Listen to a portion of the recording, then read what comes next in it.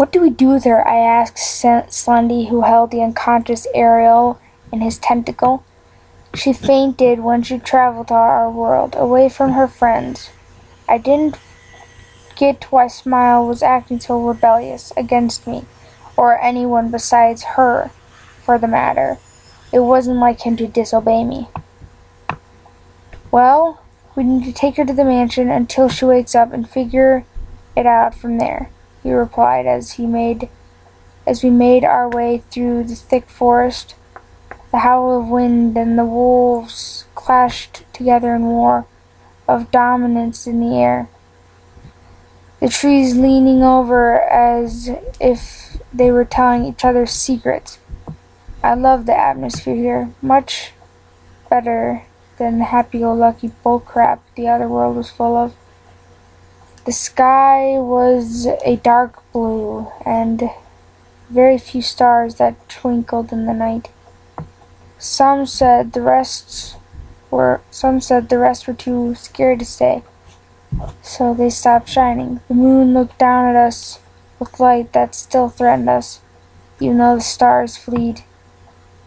So what was up with the whole thing back there, Jeffy? Ben said, catching up to me. I flinched mentally by the name. Jeff knew fully I hated it.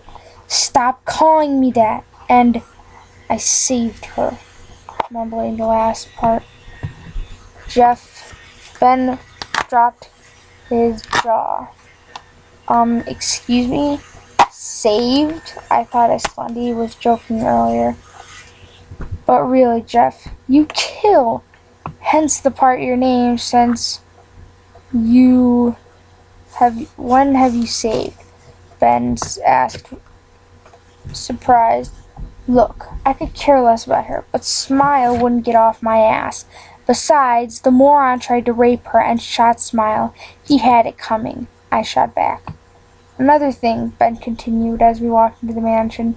The mansion from the outside looked as if it was shabby and was about to fall apart.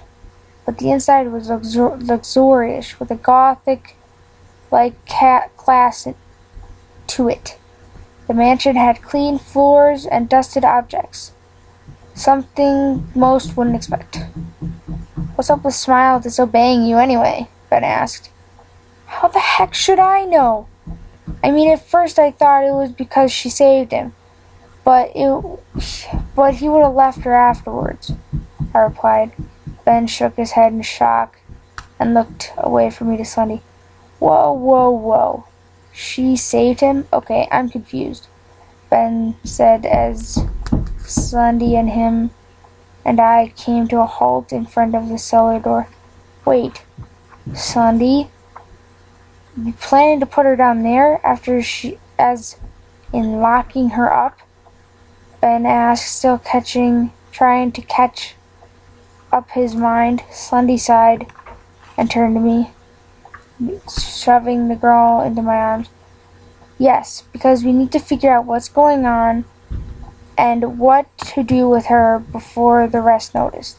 Last thing we need is Jeff taking one of her kidneys, Slendy replied as he unlocked and opened the door. Well, I understand, but why chain her up? She questions. Why does it matter? I said, holding the girl in my arms. She was actually pretty late. Ben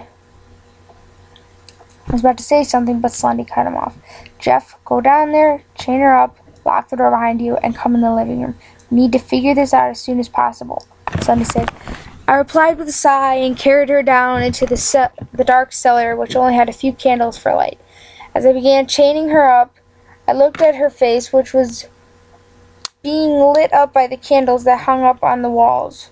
It would be so easy to kill her, but I couldn't do it. Some voice kept saying, "Don't do it," over and over in my mind, almost to the point that I wanted to rip my hair out. I studied her face. It seemed so gentle and calm. Why can't I kill her? What is she doing to me?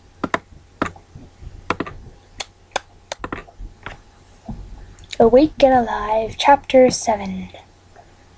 It took me a while to finally get my eyes open. I'm Scottish now.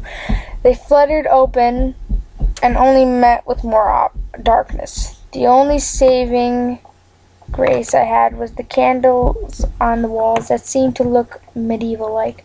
At first I thought I was in a dungeon, but my eyes adjusted. I noticed barrels and racks against the wall. I moved a little bit and heard clanking sound that echoed throughout the room. I fumbled around and felt the chain that was attached to my ankles. To make sure, I also checked my wrists too. They too had chains.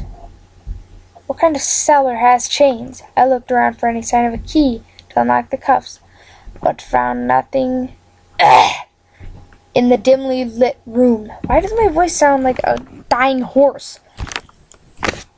I lay there for a while before I heard the cellar door open, and light flooded the area. The silhouette of a figure walked down the stairs and made its way towards me. I squinted to get a better look at the figure and realized it was Jeff. He kneeled down to meet my gaze and looked at me. "You finally awake?" he asked. "Yeah. Why am I chained up?" I questioned. "Because we need to keep you secret until we get you back home," he replied, annoyed. "Hey, Jeff, what are you taking so long?" a voice called from upstairs. Jeff stiffened and returned to face the door. "Be right there! Calm down!" he yelled. He turned to face me again and noticed something. I noticed something shining in his pockets. I got closer and realized they were keys. Before I could say or do anything, he stood up and turned his body to leave. As he did, the key slid out of his pockets and onto the stone floor. With a clank, he instantly stopped and faced me. I moved a little, and the chains repeated the same sound. He sighed angrily and got closer to my face once more.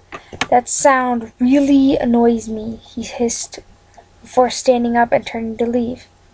"Sorry," I mumbled as he got to the front of the stairs. He stopped for a second and began heading for the stairs and slammed the door. As soon as the footsteps faded, I felt the ground until the keys touched the tip of my fingers. I grabbed them and started messing with the cuffs till I felt the keyhole. I unlocked the ones on my wrists, then my ankles. Standing up, rubbing my fists, I began to walk quietly towards the stairs, being careful as not to make a sound. I tiptoed the stairs and placed a hand gently on the cold door handle. I stood there silently for a second to see if I could hear any voices near the door. A group of people talking about could be heard, but they seemed to be a bit farther away. I slowly turned the doorknob and pushed the door open slightly. Peeking through the crack was making sure if it was safe. I pushed it open and popped my head out. I looked down the hallway that was painted a crimson, red, and black wood at the bottom. There were portraits of things on the walls I couldn't quite make out.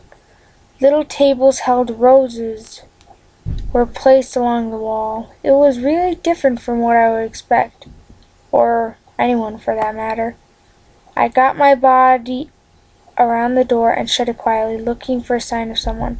I crept down the hall and the voices got a bit louder. I pressed my body against the wall and peeked just a bit to see who was there. "So, Slendy, what's for dinner?" the boy, probably a few years older than me, asked. I knew instantly he looked like he was Eyeless Jack. "You'll find out when you get it," Slendy asked. I would have figured he'd want kidneys, but I guess he has different things every once in a while.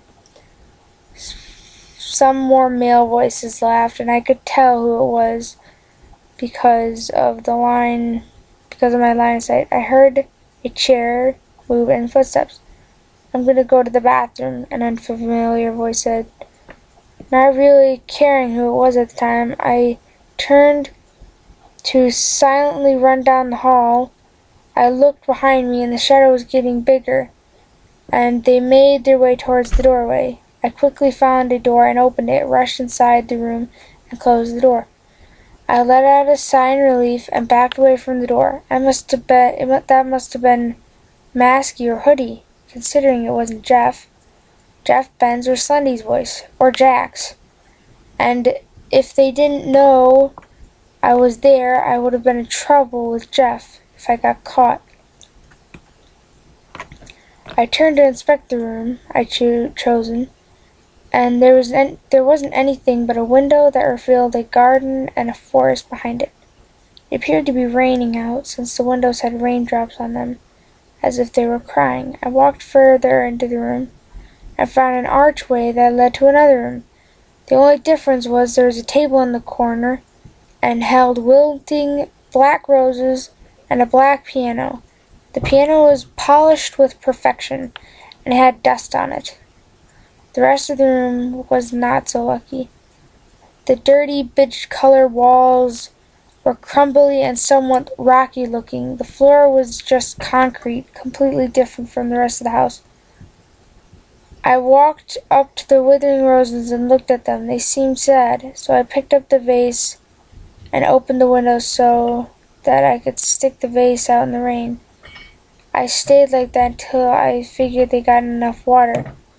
There you go, guys, I said to the flowers and set them down on the table. I turned to the piano and sat on the bench that was placed in front of it. I put my fingers accordingly on the piano keys and felt the smoothness of them. I knew I shouldn't have, but I wanted so badly. So I did. I felt my throat. My fingers developed minds of their own as I began playing a Phantom of the Opera melody. I loved it. It was beautiful. Violin and piano duet. But I played the piano part only. Oh, how beautiful the sound was that entranced me. We're all sitting there talking about the latest kills, but I didn't dare mention the girl or the man as I explained, the couple I killed in the woods. We'd managed to patch up Smile up so no one would suspect a thing. Everything was going according to plan. So Ben, Hoodie began saying, but I cut him off. Did you hear that? I shushed everyone. I shushed as everyone went silent. The faint sound of a piano rang throughout the mansion. All of us sat listening quietly. I looked at everyone, then Ben and Slendy looked at me. I instantly checked my pockets and found the keys were no longer there. Shit. So that's what the loud clank was. She's pretty clever to cover it up with those chains. Everyone looked at each other, shocked, as they listened to the smoothness. What the fuck, Billy? You scared the piss out of me. I was waiting Go! to finish so I could tell you to come. The smoothness of the piano playing.